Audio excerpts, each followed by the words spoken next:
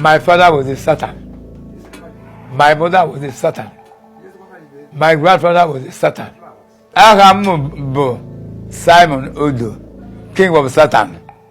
Oje kwesu, nukwa mo oje kwesu. Abi really oje kwesu. Ima mo rangbo ngbagibe.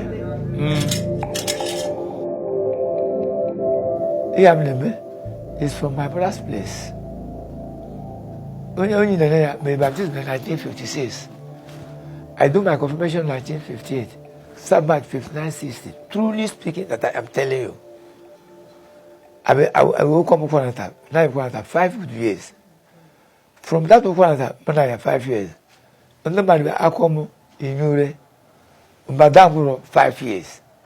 So from here to here, rotten. 5 years. Understand?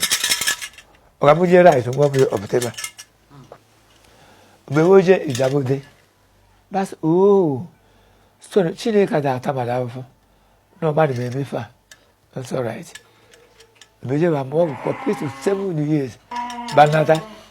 Maybe is your mother.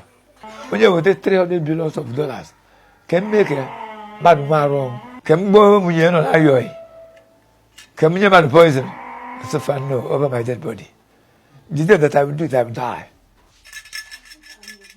57 wives that I married. And we don't two in a month. Over the year, I'm talking one I come. It's a million naira. When they want to move or something after the time. I know I'm here. You want me to be like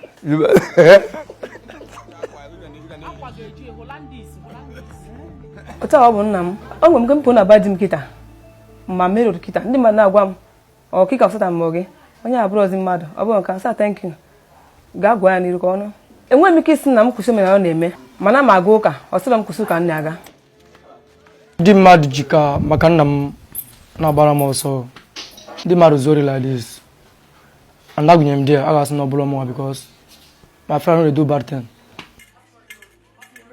My grandson is 170 grandson. My only son, real. Amar molehede. Before nada, munye maru. Boy, I put more cards free. Oh, the baby.